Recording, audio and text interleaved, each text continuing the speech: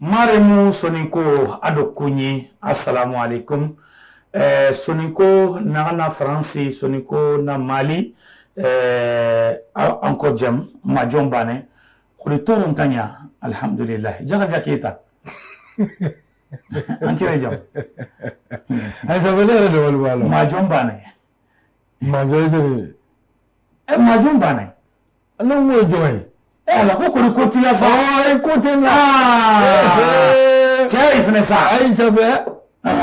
ñane ki ka kanu dam la ko dum na de nga dite to de la wala mare musoni ko ado kunyi ko mbadi marakaw ko ni mantoroti aye bado do ne la fengla no ne do iyama amba ko ni kotila amba la tanu anya nyama soro awo bi ejumai okara dogo kun don ka so herema do haramu ama fo dali masai ni kwani chi setigi ale ni sona ikado ka anse kene kaya jakar jaketa kana anse ikado ni plateau baka ninka ikado kuna funita ka bedege mo wallahi ka shomo sholo ka da kuluro fana yi abano jakar jaketa ko jonya ke munya tigi bla ala a refana kera min ndo a ko kunjera tugodi an na kunyi oye ka ola peru ninka odi nyema mo abana tam TV anyama ya so ame fuli di uma wallahi ka damana kulibalila ikado ka damana ma folo foka na sene ma laba ma fuli be be tabarakallah ka haramo fo ma laba ay ko fo ma fuli be be fo ne ma laba ne kuma ala le o kadaro le kono ni ikado kuna fono na sigira ulu kene ka amba otako oke ikado limano jansa fenye wala dugu sofele du dugu nyamine du kamale kuranko golea be jiko golea be kamale pati sakana do de ya kele makurala dai makurala shoda ko shobe ga da fara makura be ngi bolo faka amango me ga nyame nanga message do dima ika message for transition avo monsieur le président son excellence le général d'armée Assimi Goïta voilà monsieur le ministre d'État ministre de l'économie et des finances. Monsieur le premier ministre. Abdoulaye Maïga. Voilà. Monsieur le ministre d'État. Ministre de la sécurité et de ministre de la sécurité télé. Et bien voilà. Olore. Ay ma ba hore ma we. Ajaranda ko de. Boa magaya. Ma ba hore. Dis. Et des anciens combattants. Nous devons les voir. Nous devons les voir. Comment les a fou le coup. Quand vous faites. Abana. Ambu ko. Abana. Ambu demain. Nga. Kuku hakito yoni dollar. Oje. Omi wa. Malien de comment les fait. Ni le comment malien y. Comment malien mi la fiade. Au kaf jamale. Femi kadi malien diokono debu mimbe voilà ka o somalien ye voilà akodo très bien ni debu nebe pai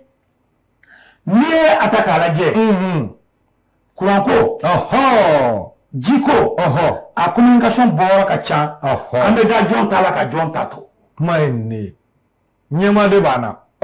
bemina ku kala je ko kuma voilà kuranko be dakumina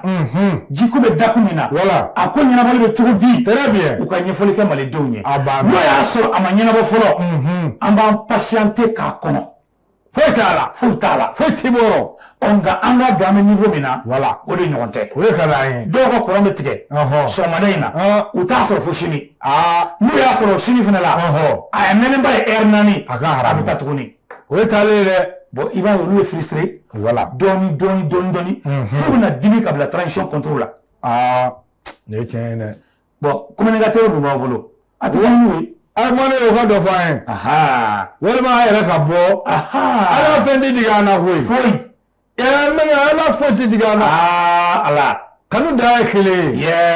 o ngana to ka ngo fona fo o de binye o de kan kuma jini ma kuma chogo ni fe mo jini ma kuma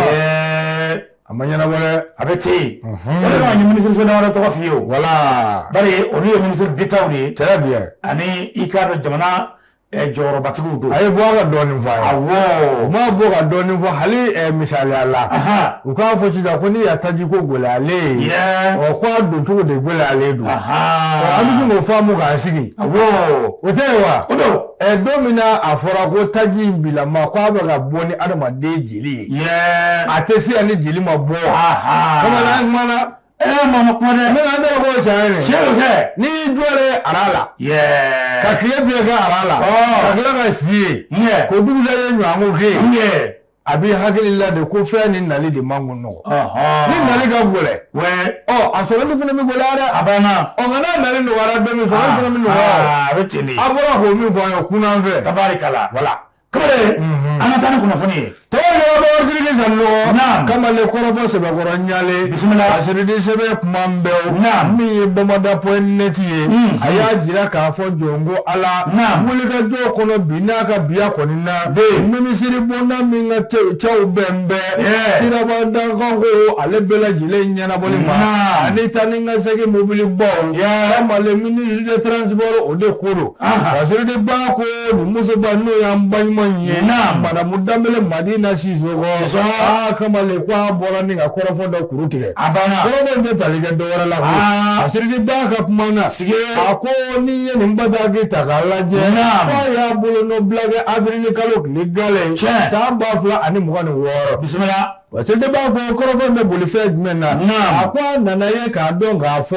kabri marshi kalo kle mugani sheki samba fla mugani woro kwa nga jamana nyemo ya hagli na do ta me boli taji ale songo ko sira o ka wasede ba ko taji koni bilaga biya ko mi échange gasoil kama le uluna nyona chama do farala asongo ka wasede ba ko o songo yelali mingera de ko de flega ke sababu ye anga mata mobili do be tani nga segi mobili bo kama le ado fonanga do fara uga sara uka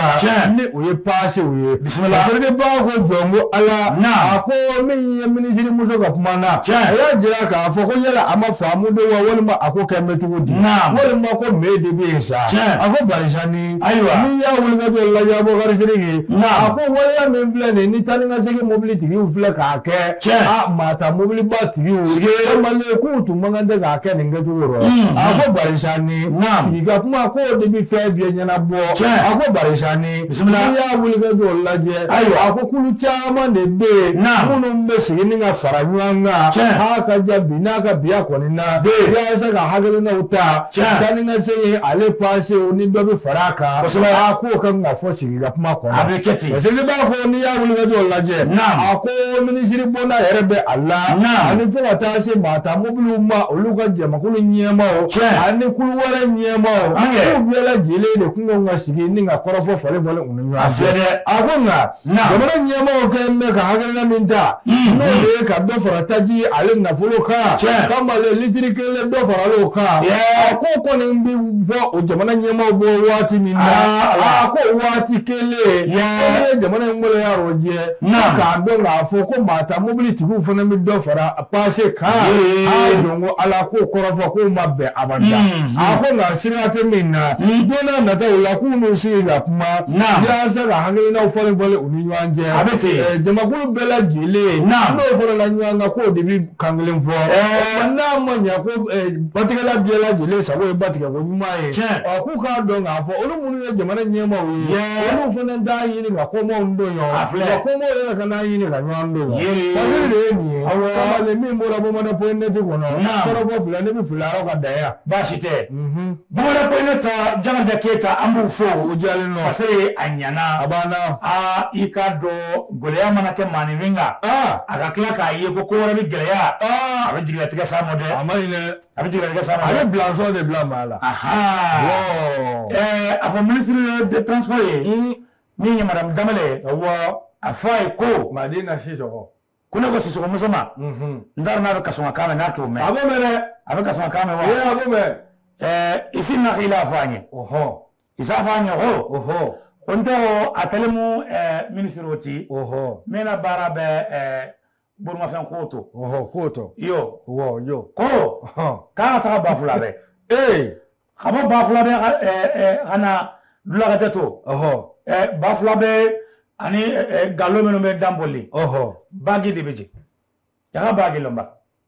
ne ko mo fe fo me galika ne mo fe fo me malulo e ka fo ministre akuluba la aba ministre ko ba fula be ka dugu wero la ko bagi de be bagi modo bafula be bagi na be mobile latige mobile miseni keme duru mobile ba obo sanfɛ awo nga ko bafula be bagi tienen do abe kalo chamo mobi de a moteur tala a moteur tienen do ayo bashi te ko ube moteur kulu fitini do ubo de siri bagi la pour que bagi ka se ka tige ko kuma ko wari min be la do bagi fe ko wari be tammi parce que ministre do mo do sekeskel kada ide aka drome kelente tunu pai ko aka bagi gestion ke bago nyinga ko kuma ko bagi gestion de jombolo bagi be ka wari min na do ka wari be ka tammi point de drogation ama nyinga le la de ama jala gilike de ande tribunali ka kulu fitini sir bagi la ko ke ka bagi la tige bala farati do de o tere ama ine bagi kelemse ka mobili muganta kana siga a kelemse ka mobili muganta na yo kulu fitin do sirula o ko la marché o to ko no ide mobili mugo o ke be duru o be do mo ne kle ko no jolu la tige bo da do agwa kle ko ha kan bela tige bo do me ko le wori damini aha ne ra kan yin ngal beedi ne ra kan yin ngal be en wori ba de bi zoro mafia o moteur bi chaw bagi ne batka ala kuna shini ne batka ala hali mobile be do akono me makudu mobile be yela esemu nga do bagi kono o ye manyi makoyi sa furu le o sembe chenchene do mobile be jigi yoro mi fe o be chenchene do kana siga normalement hali bagi be jodanga mina u kanga danga glan kanye très bien mobile na be do facilement be bo facilement nda gele ya dande do nuka bagi bollaw ye nyo ben don parce que ma dugo la bagi kono nya fuye kene kay ntata tele la folie de nya fuye kene kay ngo kuma ngabe wari mi soro nga gestion be ke chukudi awon mi damini ange mari manjabi ministre sanogo chigata achi agada ko sege kamale mi tani kuna fani ye lobu godi kamale lobu sebe koro kumana ako anga jamana kono minyi ikada kiri belebele do kunchera kiri mi be wele ko ikado affaire paramuda kamale niye ale ko fobe abe aw mere jigi anga kelege chew ko menen ko ikado anu ka fini ko songo la sewni ngela ko akoniye ataninga alaje faminye affaire paramuda akera watila wati mi ikado Ibrahim Bokar Keita ibeka nefa ale kunye fangala ifaningele haramu semeningela ko ako paramud ambrayera oni ataninga alaje faminye marsikalo klemuga ani wolo fladdo samba flamuga ani woro kamale akiri jabi boraka bintale mamunu to kumbe alla Jakar Jaketa beita fando beyi bla fando semeningela ko ako bita kofe adona ka fo aga jamana kono ni affaire ko fole affaire ki dore yokoy ayela ka fa na folo yurugura na folo de tununa mata tawro do mata jigi yoro do na folo tununa adago se ka bo ode bunya dai samangela ko akonga mamunu to bero kamale ikado oluga kiri kera ufle fami nyo ikado premier ministre ko Boubou Cissé d'autre Boubou ka condamnera à 20 ans de réclusion criminelle sans mougan kaso Abo aya bano kamale o ikado nyangili busankele aye chama Iber Coulibaly soro ale mini ministre de la défense koroye aya le soro kamale Mamadou Igor Dia ancien ministre de l'économie et des finances kamale Abousan Bina Aleka ba baliba ninye ikado banque malien de solidarité BMC o nyema koro Abousan Bina Aleka Mamadou Lamine Jakite kamale ikado nunu yemawiye Mamenu kamale nu uka ikada sol kon dona ka ban ajala ka fo samugon kaso kamale ikada ukon dambe ukun tantale hali no ya so uka kiri kera kaso uya te kiri kenaka ab famille mako juger par contumace kamale ode kera ula parce que bako ako ni ataninga alaje fami ni Kenan Coulibaly o ministre de l'économie de ye ancien ministre de l'économie kamale jonko ala ikada Kenambe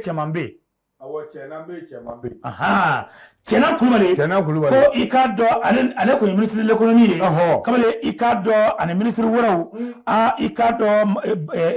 général Moussa Bamba Keita kamale obe ala Sulemani Bamba Moustapha Darabo colonel major Abdoul Wahab Touré Abou Berté kamale sanwolo fla dira uluma sanwolo fla kaso dira uluma yange ni mama to fele fele akoni samangala ko begwe ako ni ataninga laje kami ikado anga jamana kono ma wala minu be ina fo Mamadou Nampala Traoré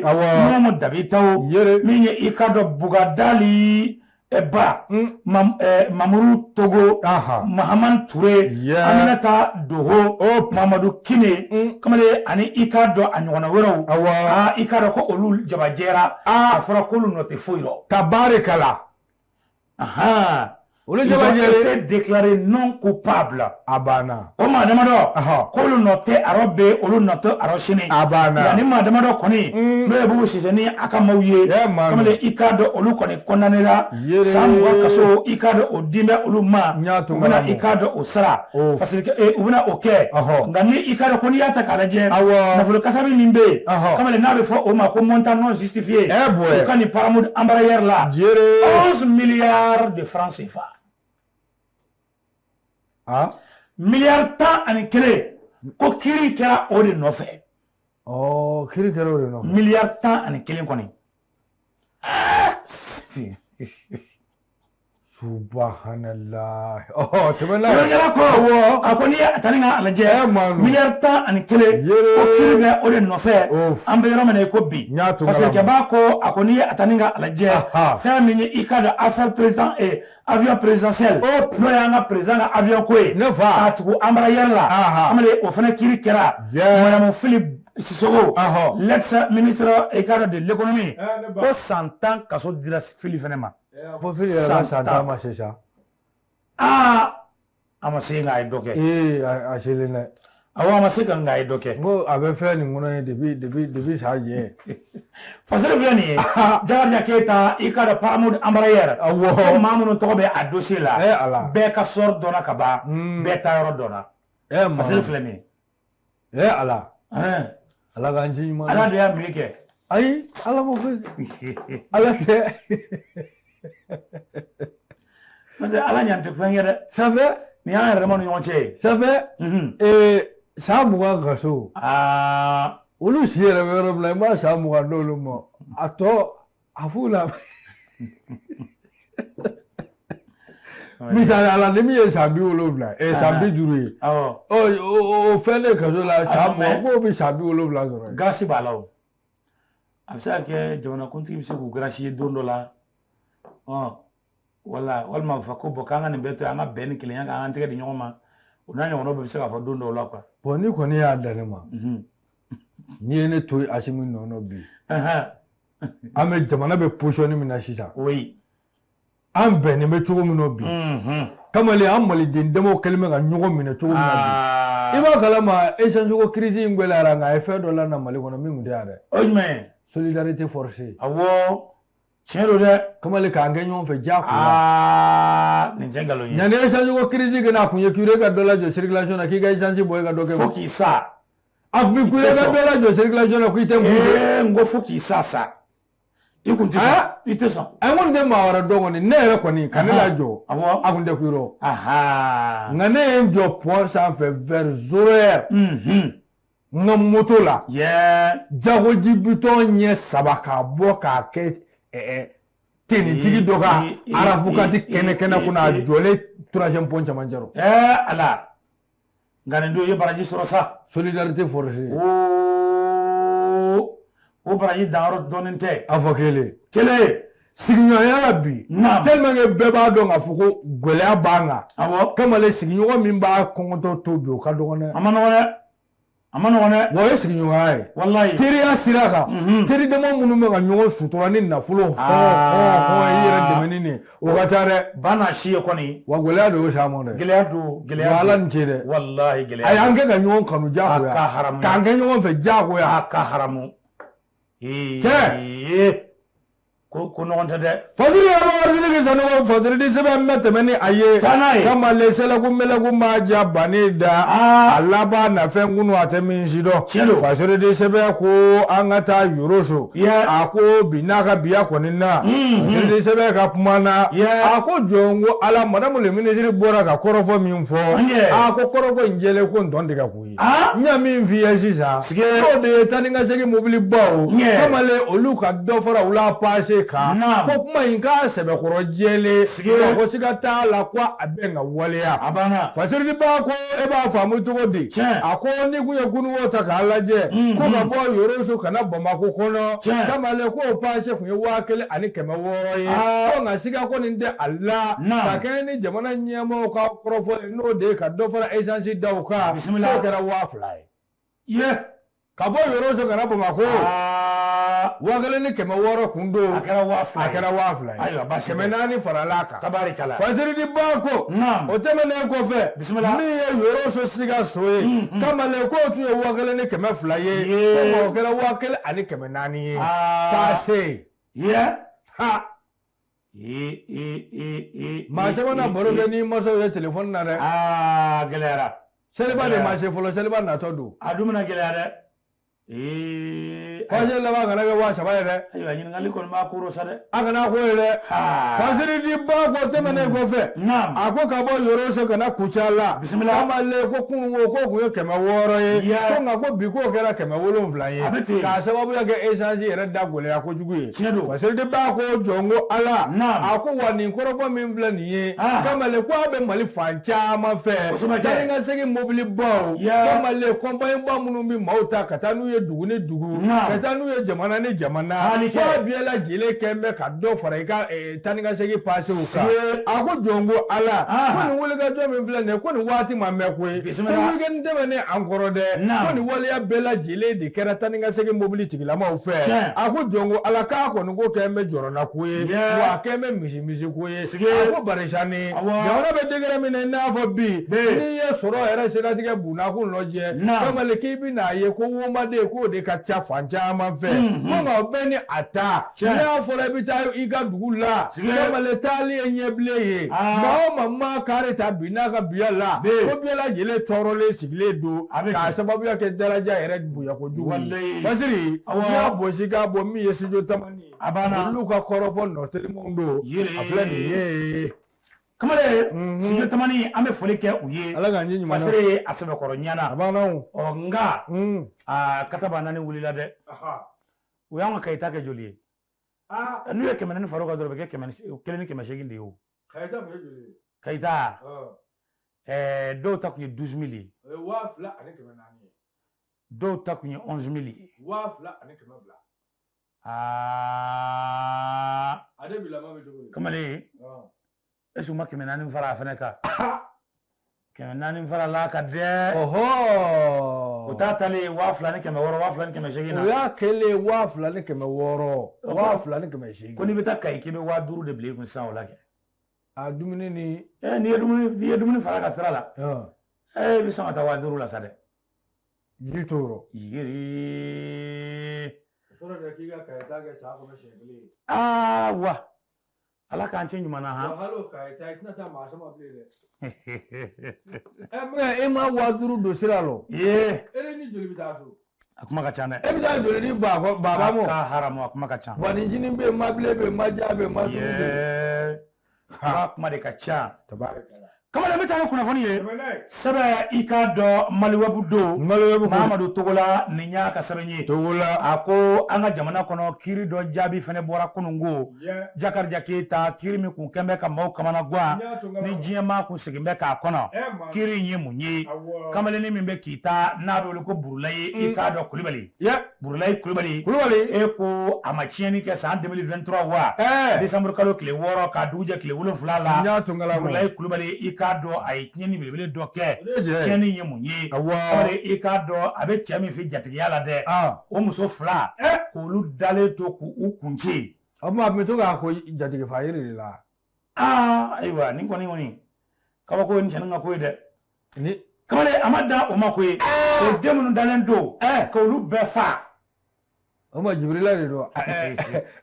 jɔ mɛlɛkɛ in sa ni minɛ mɛlɛkɛ kɛ Ilimautu mɛlɛkɛ Ilimautu de don wa kamalen sɛbɛnkɛla ko a ko n'i y'a ta k'a lajɛ a y'o kɛ kabini décembre 2023 kamalen a kun bɛ i k'a dɔn kasobon na a minɛlen kun don beku bari a ye waleya in kɛ tuma min na a bolila kamalen min ye i k'a dɔn an ka gendarmew ka ɲɛmajɔ a n'u ka wulikajɔ kɛra sababu ye o tigɛda kamalennin kan tigɛdalen a ka kuma min na ka bɛn ni i k'a dɔn kununko ye a ka kiiri jaabi bɔra bari kiiri bɛ senna Kita fɛn ma ko chambre criminelle n'o de ye i k'a dɔn maa minnu bɛ n'u ye maafa walew kɛ ka olu jɔ kube la i k'a dɔn ni ka i k'a dɔn o kiiri o baaraw de bɛ senna Kita nin waati in na Burulayi Kulibali u y'a jɔ baara la k'a ɲininka ko Burulayi yalima maafa min kɛra e nɔ don wa e nɔ tɛ Burulayi kɔni ma se k'i cɛ ka bɔ a la abada Burulayi y'a jira k'a fɔ jɔn ko Ala ale nɔ don i ye nin kɛ cogo di Burulayi ko ale keleyara den bari ko cɛ dɔ tun bɛ don ale bɛnkɛ muso kan k'ale tun bɛ to k'o de ma diya ale ye ka haramu kamalennin da kɔnɔ k'a bɛɛ filɛ sɛbɛkan kelen t'a la e kun ɲɛ bɛ bɛnkɛ muso la dɛ ayiwa ɲininkali bɛ yen nɔ sɛbɛnkɛla ko a ko n'i y'a ta k'a lajɛ Burulayi kɛlen ka nin kuma fɔ bɔ a da k'a bɛn kuma min na i k'a dɔn maa caman kɔni ye kuma in na mɛn nka a kɛra dusumakasaba ye a ko o de kama ale donna muso ninnu kan nin baara in kɛra nin kɛcogo in na u y'a ɲininka yalima ni kumakan laban bɛ a bolo Burulayi ko kumakan laban min bɛ ale bolo ale ye baara min kɛ a nimisara wa ale bɛ dugawu don kɛ su ni i k'a dɔn a suma bɛ ye ko maaw ka fara ale kan an ka dugawu kɛ su ye fasirikɛba ko Burulayi kelen tɛ an bɛ dugawu kɛ nka an tɛ fara a kan ani maa wɛrɛw kun don minnu bɛ ni olu ye complices ye kamalen olu bɛɛ lajɛlen ka kiiri kɛra k'a jaabi bɔ kamalen Burulayi ka kiiri ye min ye i b'a dɔn wa peine de mort ko k'a jɔ gende la k'a fa ayi ko nin b'a fɔ est-ce que a bɛ kɛ wa Mali la yan est-ce que a bɛ kɛ a tɛ ka kɛ Mali la yan tiɲɛ yɛrɛ la min ni ko b'o cogo la a t'a di procureur Jakarija Keyita mɔ ou bien juge Jakarija Keyita mɔ min nin fɛn de o sɛbɛnnikɛla ko i bɛ nin sɔrɔ salon i bɛ nin fɛn de ayiwa baasi tɛ a ko n'i y'a ta k'a filɛ fɛn min ye i k'a dɔn Burulayi Kulibali kamalen k'a kɔni i k'a dɔn ko peine de mort de dira a ma ale n'o y'a sɔrɔ o tɛ ka exécuter Mali la k'o de taara ka da a kun tali a nɔfɛma fila bɛ yen san 5 kaso dira olu ma a yirala k'a fɔ olu ye i k'a dɔn complice den minnu farala ka a dɛmɛ nin baara kɛcogo la parce que b'a ko an bɛ don min na i ko bi fɛn min ye Kita ko kiiri caman jaabi bɛ bagaw ka Burulayi k'a ta ye ko maaw kun sigin bɛ k'a kɔnɔ k'a jaabi filɛ nin ye san i k'a dɔn hakɛ min dira a ma o tɛ dɔwɛrɛ ye ko peine de mort de bɛna k'a la a ma fɔ a bɛ san 20 kɛ a ma fɔ a b'a si dan kɛ a ma fɔ a bɛ san 40 kɛ a fɔra ko peine de mort san 20 den san 20 ne don min ye ni Ala ni kira cɛ 20 ans e b'i ko bɛ kɛ waati dɔ bi n'i ko k'i bi kɛ wari ɲini na i bi k'a yɛrɛ yɛrɛ a ŋana n'i ko k'i bi kɛ baarakɛla i bi k'a yɛrɛ yɛrɛ hali ne ko k'e bɛ kɛ buna hadamadenya yɔrɔ maa ladila e bɛ k'a yɛrɛ yɛrɛ k'a bɛ k'a yɛrɛ yɛrɛ ye sa k'i to bi yɔrɔ ka taa don nin nɔ maa prépara tɛ wa maa lankolon maa prépara e ma dɔn e Kulubalilakaw bɛ kuma Ala a kɛra baara ye dɛ ngabi nyana la sona ma fasiri Abubakar Sidiki Sanogo naam fasiri di sebe ameto akono abenye min ye bamana poineti akumambe akodi fasiri di sebe ya jira ka fo Seku Sido balansando naam balansa banani bismillah balansa nani ani balansa kokuruni ngele fasiri di sebe ko wuli ka jo kono naam ako anga finitugu ka kuna boni jare yoro min be direction de l'information et des relations publiques des armées dakurunya que le dire pas fasiri di ba ko anyama ba état-major général des armées kamale kwa ngunamna ya jira ka fo na malide kelengele biela jele ladonia jiya ladonia akwa nga finitugu ubenga uliga jominga binaka biya koninde akomi yesegu alena lamini jongo ala kwa mase masi dengelenga kala kabo ako kalama sede ba ko akuna fonu mfule akomi avril kalo ale legale samba fla muwa ani woro bismillah male kwa nga finitugu ukoni ye kuna foni do soro jongo ala kuna foni mimba jira ka fo ngokolo la hauta bado be jongo ala marakala ale lamini kono amale okungokolo fandam banda ko banjugu nunu do kemme ka yengu mieu dawro e amale wo bishi o maka bane ko mi ye kala dege de anga jamana e finitugu kama amale ku de kungo ko maku abana formation esge ma prépare nous ala rebelle fene ni formation wa Padre di Pauko Nam ako o formation min nubu ko ke maku ne bismillah yu yere jenyo unye kamale ko wati mina o badaki tarada fene dugo kuloka kamale umma ko bla dagelin dala ko ye wuli ka job boloda kamale ko bloko chemino no ka sega sega lege ka donga fo jongo ala siga kise kelin dala korofo min fora ye chando ajele ko ndore tige abana foni ajele fasere ba ko min woni ye general Umaru Jara kamale anaka chedo ye wuli ka jonni go boloda do pangulun kono kamale ka do la bul mafenga ninga boli ko boloda kata ni yoro ko fole naje kata soro kamale ukembe ka jamakulu de faranyanga min ye kele ube ko dige ulla ube nga kele ukala ke mino ube ko kalange ukun fasiri ba ko yangadi no yoro ni yo bismillah ye Umaru Flafo Bale general Umaru chegwele chebakoro dafani chebakoro fulani klar kamale ni mbengedi kipankaburu koronto kuna katijo tananka kachea kafo kila baru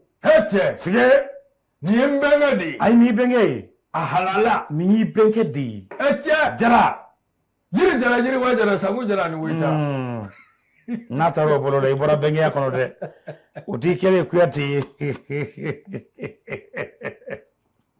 Fadiri di mako ako general Umaru Jara naga chedo kamale kuna na chuma jugu nununga billahi kamale munu biwe nolu masaka boli nolu ninkena karaba munu yera boli la de ya bela jele de flebo da ufe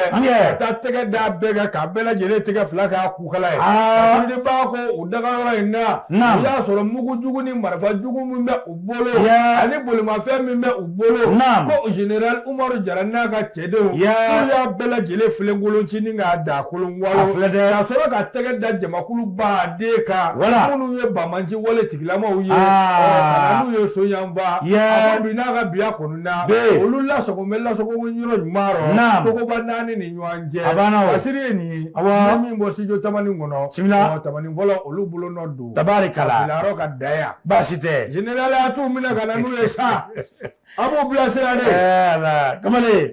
ala kan chenyu mana ya rabbi ambe ala de deli ala ka ikara sura sube ulika jomina ala ka ka kungorotai ya rabbi no teme min finyana sura suka inite min be ko dugukoloko kamale kama ko de ibe misigire o de ka moto la wala misigire min ka moto la de olu de dugukoloko yo ma bine hagele jigi filmu do de o filmu na groupe do be na che mishikolo de mishigolo c'est-à-dire gere quoi gere le siri le molu ka molu be sa wala che manu bo dugukoloko fana be tande o chona kai ba jawate amano ga da kaina no ka ndo be ka furani Très bien. I bɛ ratissage min dɔn dɛ. Voilà. U b'o de la Kayi. O de ka ɲi. Wallahi. U k'a kɛ ten. Kamalen waati sera. Waati selen. Yanni n ka bɔ. An bɛ taa Faransi jamana kan. Maliden minnu sigilen bɛ Faransi. N'u bɛ k'an filɛ. An b'u fo. Kosɛbɛ. K'u waleɲuman dɔn. U ka ca maa miliyɔn caman ye Faransi jamana kan. Minnu bɛ yen n'u b'u sɔgɔ anw ka nin teleba in na. N'o ye Tam Tam TV ye an k'u kunnafoni. An ka foli b'u ye. Kamalen an bɛ taa Itali. Espagne. Canada. Ka don min ye arabu jamanaw bɛɛ kɔnɔ. Maliden bɛ yɔrɔ o yɔrɔ ka na farafin jamanaw kɔnɔ. Tunkaranke bɛ yɔrɔ o yɔrɔ. An b'a ɲini u fɛ. Ko minnu tɛ san sɔrɔ juru kɔ. Anw ka nin Tam Tam TV a bɛ kunnafoni de di ka émission ɲumanw kɛ ka maaw bilasira divertissement bɛ yan kunnafoni bɛ yan nka ɲinnu tɛ san sɔrɔ juru kɔ dɛ. O tɛ san sɔrɔ juru kɔ dɛ. Ko an ko an jigi bɛ u kan. O kɔrɔ ka ca dɛ. N'i ye fiyentɔ pan dɔ dingɛ kunna bereminɛbaa de turunɛra. A banna. Donc an b'u fo k'a f'u ye k'u ni ce. An ma ɲinɛ an ka tetigiw kɔ. Mali kɔnɔ bi n'i b'a fɛ i ka fɛɛrɛ ka mankutu. E ka na ni i ka te sisan k'an k'o publicité kɛ n'anw y'o sigi tabali kan yan ka to k'o ta k'o min k'an to émission na k'o jala kali maaw ye fɛn ka di k'o bɔ wa fɛn man di k'o bɔ dɛ munna tetigiw tɛ na de a ye na n'a ka te a ye na u bɛ da la u bɛ na a ye na dɛ c'est-à-dire que an ka plateau c'est tellement professionnel n'i ka te sigi a kan i b'a ye mɔgɔ minnu bɛ te in san c'est-à-dire que c'est des gens civilisés. Olu bɛ na ka na te ni fɛn ninnu san donc ko bɛ tantɔ de. Très bien. Voilà donc an b'o f'u ye quoi. Voilà an ka bi taa bila yan ni Ala sɔnna ma dɔ wɛrɛ an bɛ ɲɔgɔn sɔrɔ. Ni Ala sɔnna. Wa salam.